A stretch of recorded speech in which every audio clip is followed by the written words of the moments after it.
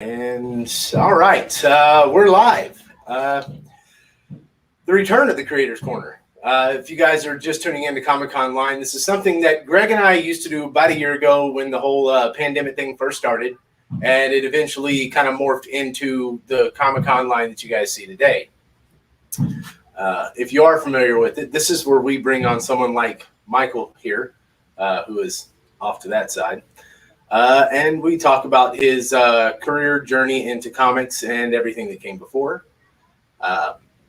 Michael here is the creator of a book called The Disputed Territory. Michael, tell us a little bit about the book. So it's set in the 1840s. So it's got a Western frontier vibe to it early on. It's going to feel like a Western in the beginning, but you'll soon learn that whiskey gives the main character some powers that make this a little more of a comic kind of graphic novel kind of vibe. So it's not quite what you think it's going to be in terms of traditional Western. It gets into the spirits themselves, and it kind of evolves from there. So it ends up being outside of Western, but that's where the primary focus and primary setting is. So it sounds a little bit like a Cowboys meets maybe Constantine sort of thing. Yeah, there's a little bit of what's the Clash of the Titans? A little bit of Clash of the Titans thing going on, except instead of gods, there's spirits involved in it, and so there's there's a lot of stuff left to uncover. Left yet to uncover. So I'm 6 books in. I'm about to launch the 6th book here in next month, and that will be volume 1 of the graphic novel, or the first 6 books.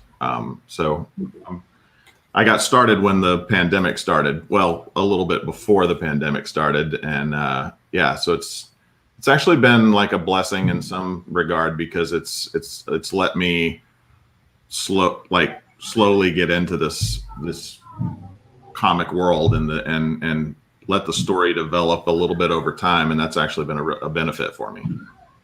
So has your perception of the comic world and what you always thought it was on the other side of the table, has it changed at all? Has it been everything you thought it would be?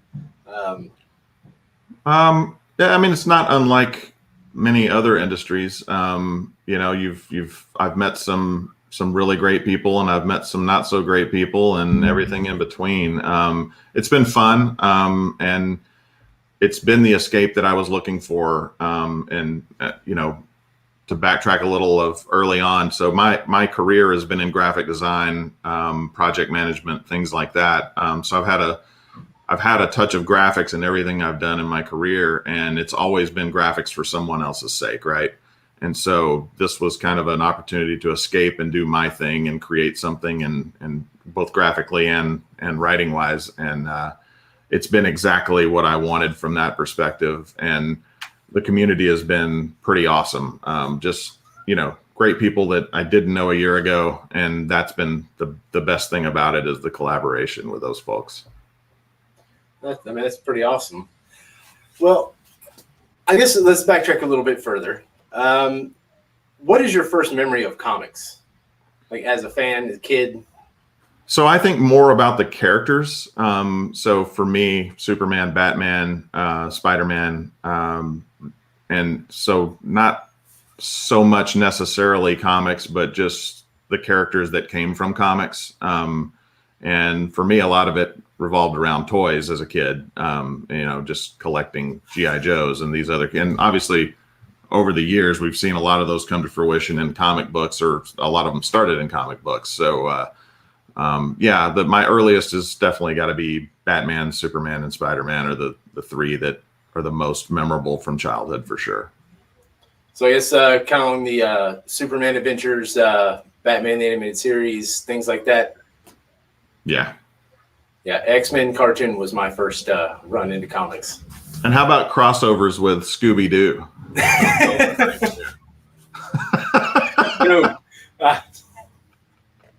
The Adam West years. That's right.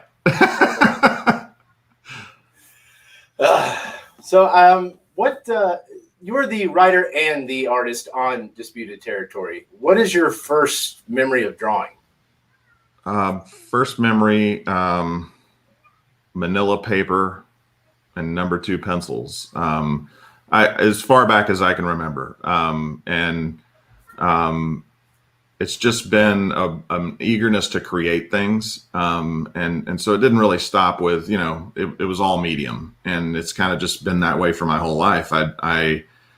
I would say I'm a jack of all trades and a master of none in that regard, because I get excited about a medium. I'll run with that for years sometimes. And then, oh, I didn't know I could do this. And so I just kind of ended up getting into painting and oil pastels and dry pastels and charcoals and airbrush, and digital came along, obviously. And so, it started very young, and it's just been the evolution of learning new things and just enveloping those into what I do. But I never had any classic training from an art perspective. So it was all just, again, my earliest memories is manila paper and crayons and number 2 pencils. I would say I've done more drawing even still with number 2 pencils than any other medium by a long shot. So particularly in notepads, that happens a lot. That happened a lot. Especially in school, drawing stuff when you should be doing work. Gotten lots of trouble for doing the thing that was going to be my career. Isn't that funny?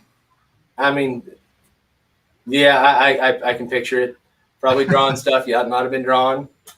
Maybe. That might have happened a time or two. Who knows? So you and I, our first conversation wasn't really about the comic itself. It was more about your other, the second part to your comic career. Yeah. You're a structural engineer for boxes in any kind of industry. But more so, you are partnered with a friend on something called Comic Shield. Yes. So I guess give us a rundown on that.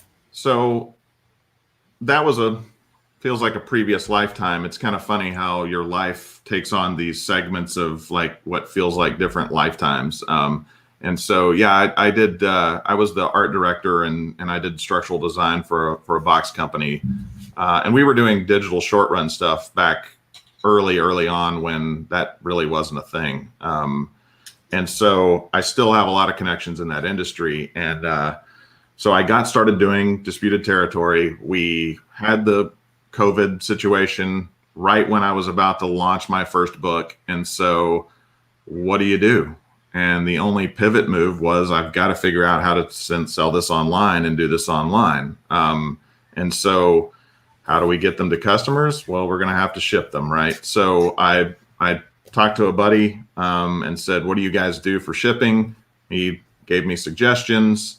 I ordered some of those things. I got them in, and I was frustrated by the quality and just I couldn't sell my thing, right? So it was and it just wasn't a good presentation for my customer. I didn't feel like it was. When I get something, and again, I spent years in an industry where that was a focal point, and end customers want that great feeling. I always bring up the iPhone as an example of you have a phone that costs like $20 to make, wherever it's being made, that the actual thing itself cost about $20 to make, and the box that it goes in cost about the same. And why is that? Because they want you to feel really good about spending $1,200 on a $23 piece of material, right? Yeah. And look, it's like that in a lot of areas. The alcohol business, they spend tons of money on packaging, and so that presentation, when your customer gets it, I wanted that to be a wow. And we're also in an industry where people collect things, right? So why wouldn't they collect boxes too? So why don't we just take this up a whole other level? And so,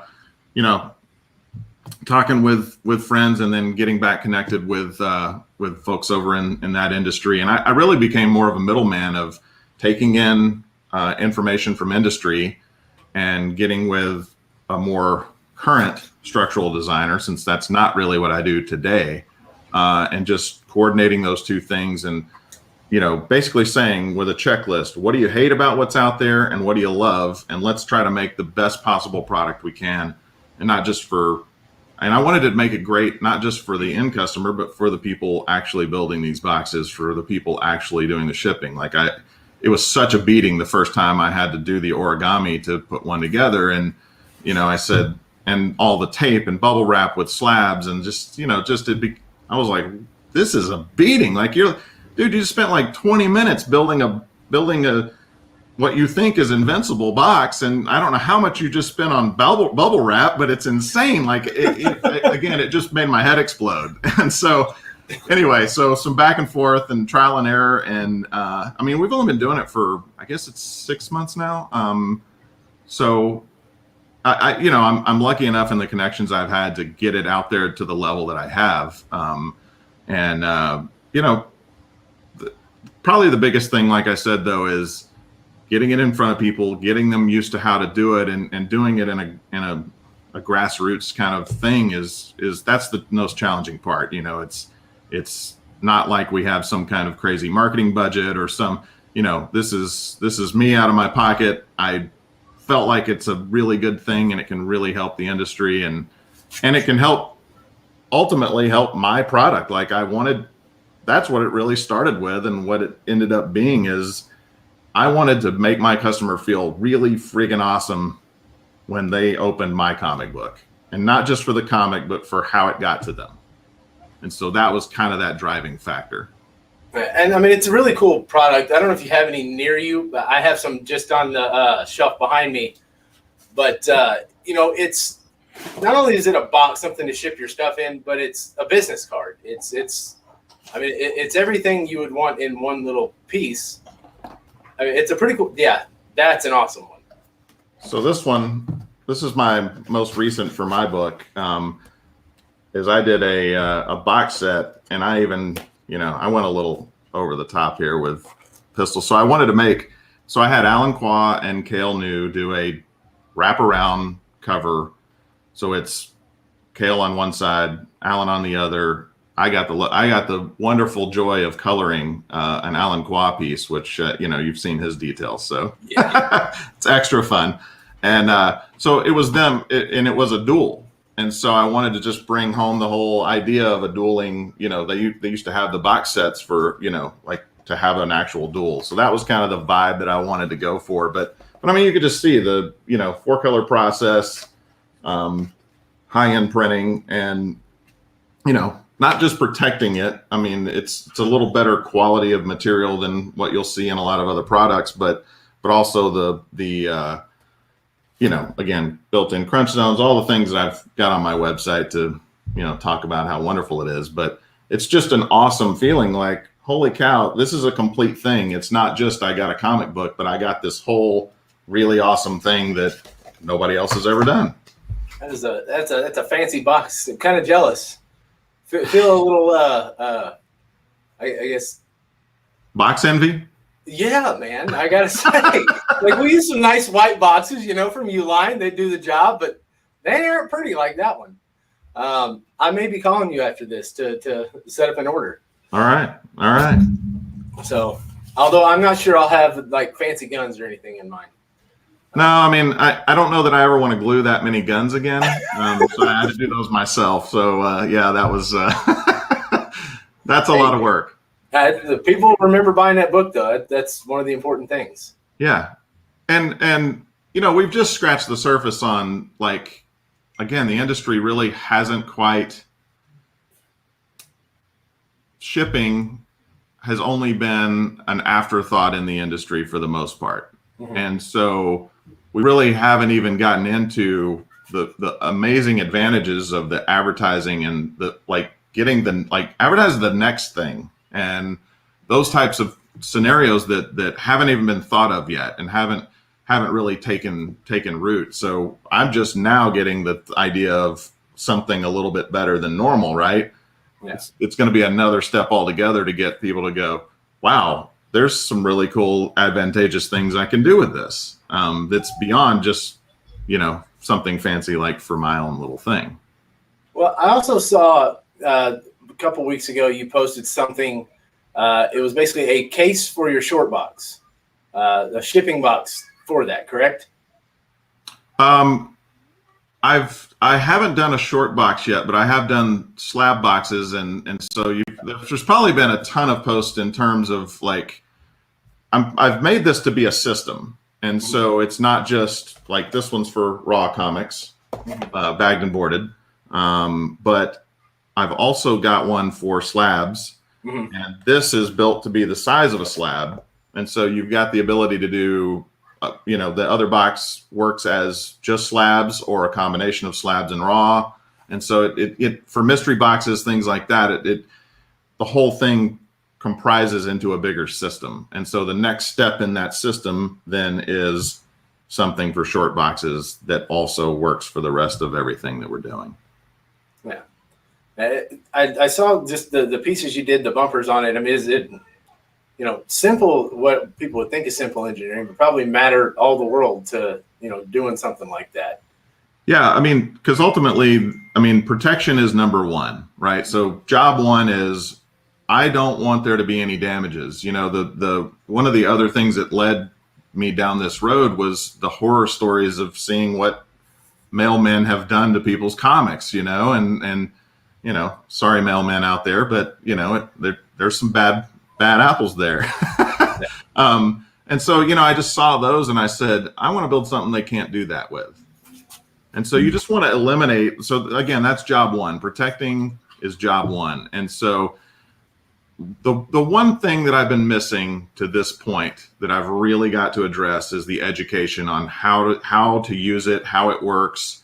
And not just for the end customer, but for the vendors that are using them. And so obviously it's really early on still. 6 months is not a very long time to have any product out there. But I've had one damage claim that could be pressed out, by the way, in 20,000 units shipped.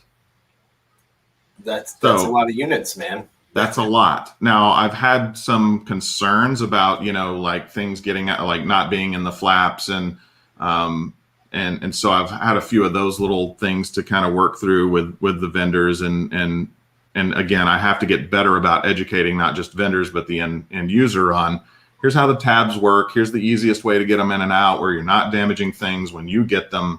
And so that's a learning process on our end to take in feedback from industry and from vendors and customers and say, how can we be better? And so that's ultimately what drives me is always looking to do it better. This is not final in my mind. I think it's really, really good. I think we're on the right track. And I think minor tweaks they're going to happen because industry is going to tell you what needs to happen. But ultimately, 1 out of 20,000, I'm pretty happy with. Like if that's the damage rate, then I'll take that all day. Yeah, I mean that's something that is some I would definitely look at. We're at 20,000. I think we were looking at about 50 or so damages for us using a Gemini or something like that. Yeah, that's 49 too many. So, yeah. Well, like I said, ultimately it's about that, right? It's about just minimizing, and because damages aren't just we lost this book. Somebody at the other end lost that book, and then the pain and everything else you have to go through to try and replace that book, if it's even replaceable. It just becomes there's so much more involved than just I got this one and it made it. It's a big deal. Yeah, I'm pretty well sold. Now you and James have pitched me on these a few times, and we have some things coming up. I'm definitely going to get me. I'm going to order some from you. That's for certain. Well, back to the COVID thing, and how it's affected this. Obviously, it's a driving factor in this being something that is needed, but it's also been a deficit in terms of not being able to get in front of people, and talk about it and throw them against the wall. And just like when you see it in real life in person and we can talk to you, that changes things. And that's the thing that's been missing this entire year, not just for this thing, but for everything. Like people being able to gather together and talk about the stuff they're doing, and that human to human connection. And it's just something we can't lose, because I mean, again, whether it's you're pitching this or anything else that you're doing, like that's a critical factor, is being there, talking to people, and having that kind of connection. Yeah, man, we have a lot of comments going, and I don't have my glasses on. I wish I could read them right now. I'm just too far away, and if I put my glasses on, it's just nothing but a glare in them. See, man, I cannot read that. I'm not even going to try. I apologize, guys. We will run through them later on if you can read them. Yeah, there's just mostly Comic Shield related stuff here. It's pretty generic stuff, though. Nothing overly specific. So we'll kind of veer back towards the disputed territory. You have had the opportunity to work with not only Alan Qua, killing you an array of very talented creators. I know you've worked with Carla Cohen. Mm-hmm. What are a couple of the other ones? David Sanchez worked on my first book. Him and Alan both did one on the first one. Carla did book 2. Jay Ferguson, outstanding airbrush work, worked on a cover for me. Let's see, I've had, so one of my interior art guys did a cover. He goes by Mead. Interior guys don't get a lot of love, so I try to give him as much love as I can. They often get overlooked. And McLean McGuire helped out on that one, doing some trade dress work that was really fun. And so, who else do I have? I've got some pretty cool ones lined up. John Gang is going to work on one for me. I've got another one coming with Alan. And I got to say, the collaboration part of this venture has been what is absolutely the most fun. And working with artists of that level, and that when you work with people that talented, it raises your game. And so, I keep getting pushed. Oh yeah, Chris Hayes did a cover for me. I wish I had one handy so everyone could enjoy that one. It's that collaboration is the best part of this whole thing. Whether it's and being the person that's kind of the point man to make it all come together and for my creation, and ultimately it becomes our creation. And so the list is so long on people that I still want to work with, and like I wish I could do a cover with everyone that I run across, like, or not, maybe not just a cover, but just an interior series or an ad, or like, again, that's been absolutely the most fun part of the whole thing. And I'm looking forward to just all of the future things. And one of the cool elements as a creator, and I don't, so I'm green to the industry. I've never produced a book before. And so I don't know what's right and wrong. And so I'm just doing what I do, right? And as a writer, I will write the story. I will panel it to generally where I want the page count to be and how I want it to flow. And then I get that to interior guys. And so I've got more than one, because I've got different styles going based on what timeline we're in. Mm-hmm. And so whatever they send me back, unless it's just, I don't know if they just read the wrong page, I'm going with it.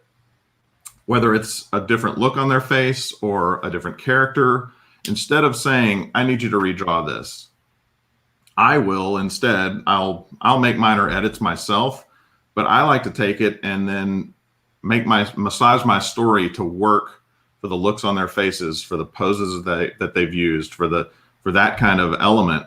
And I think it's made my story grow even more than what I had in my head initially. And so that back and forth has really, really been great.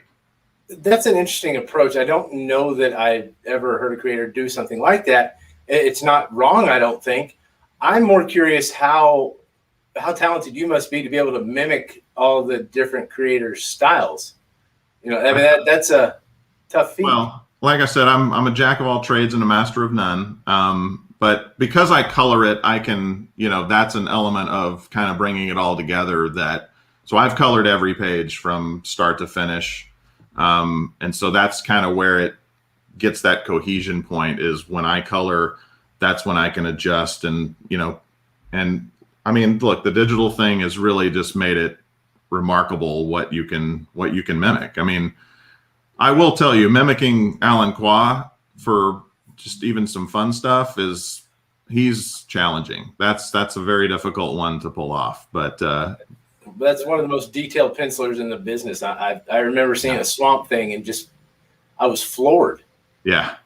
So, so I appreciate the compliment.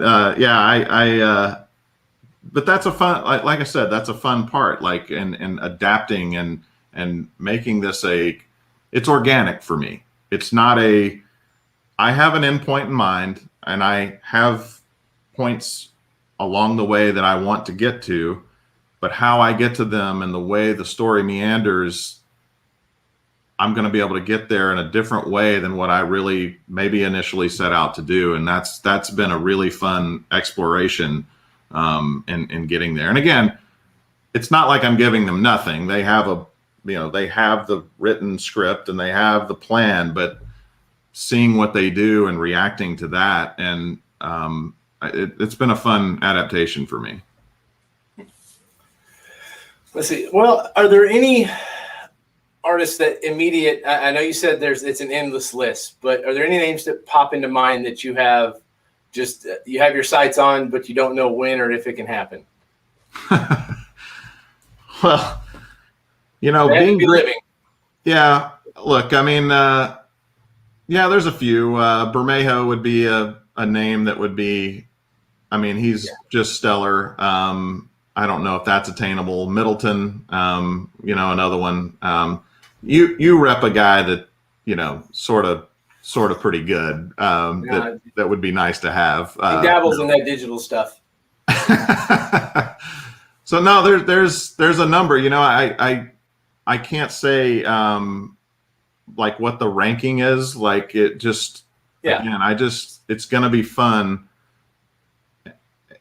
I want them to want to do it too, and then so that's a big element to this. Is it's not just a hired thing where they churn it out and it is what it is. Like, I do want it to be.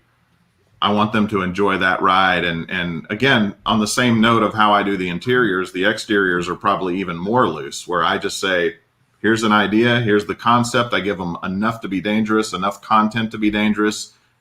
Do what you do, and that's what I'm looking for. I really like, because it drives me to do something I wouldn't do. Yeah, I mean, that's one of the things too that I've learned in my, what I still consider a short time in the business, is that when you have an indie project, creator-owned thing like yours, very rarely will you just be able to get a paid artist. They have to know you. They have to want to do it anyway. So that's something that you get to rest easy at night knowing, is they did your project because they really wanted to. Guys like Alan Qua, guys like Carla Cohen, girls like Carla Cohen, and anybody else like that, their slate is not at risk of running dry. They have plenty of stuff, and they take on stuff like this because they know you, they work with you, you're a friend of theirs, and that is, to me, when Alan did my cover for the Recount, I mean, that was awesome. I love Alan. Yeah. He's great. So, we are running close to out of time here. Real quick, I want to get some final things. What are some of the things in your pull box? Rick and Morty. Okay. Deadpool. Okay. Give me one more. Indie stuff. I love new stories, and that's again a reason why I'm doing what I'm doing. Is we've seen the Batman story, and I'm not saying don't go read more Batman. I'm just saying, like, we've had these stories for decades and decades and decades, and so pushing the envelope and doing something different and bringing something new to the industry is something that not only that I want to do, but I love reading other stuff. So like your Department of Truths and Something's killing the children, and things that just they're new and innovative, and just looking at something from a totally different angle. I mean, I'm reading crazy stuff. There's a Spy Island that's it's totally wacky, totally different. It's kind of fun. It's a little weird, but like just things that are pushing the envelope and doing something different than have been done before. Those are the things I look for. And so I do have a few traditional things I like, but yeah, new stuff. I like new stuff. And that's the thing too. You get like Department of Truth and things like that. James Tynion wrote things like Ninja Turtles or Batman Ninja Turtles and some other things that are not, as well known, but still mainstream titles to get to that Batman, so that his Department of Truth, his Something's Killing the Children, people paid attention.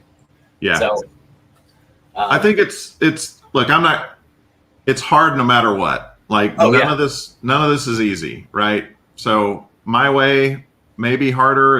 I don't know. Your way might be easier, man. It might be easier. Yeah, it might be. I don't know. I just know I'm having fun doing it. And,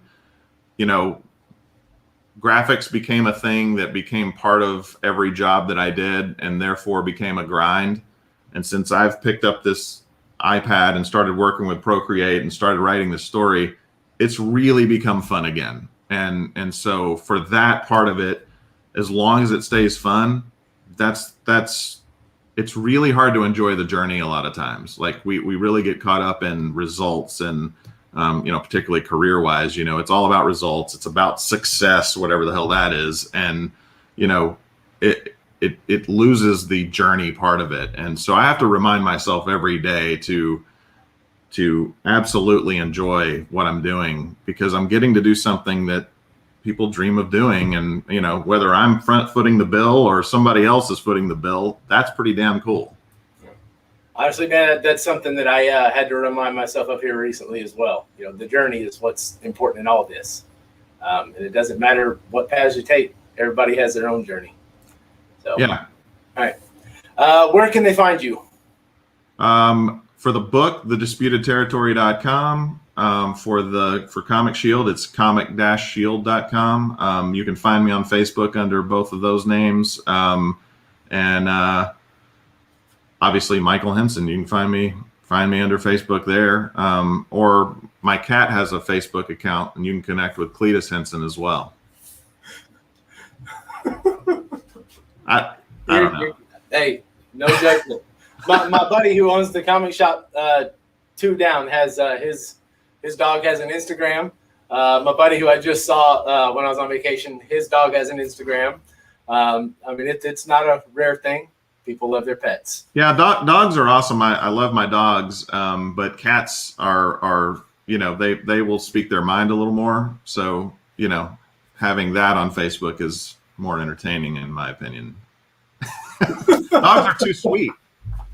Dude, I know we could talk for hours on this. We could. My head is geared into a place where we probably ought not go. I could have so much fun running down this rabbit hole with you. As a matter of fact, we will do it again. We'll schedule another interview here within the next few weeks, man, because I definitely want to get to a part 2 of this. Guys, Thanks for tuning in. Go follow Michael Hinson. If you're a retailer, go pick up some of the Comic Shield. If you're a wannabe retailer, you're thinking about dabbling, check it out. In my opinion, every bit as good as a Gemini if that's what you use, and then some, because it kills multiple birds with one stone. Thanks, Mike, for coming on. And thanks, sir. Thanks, everybody. We'll see you very soon.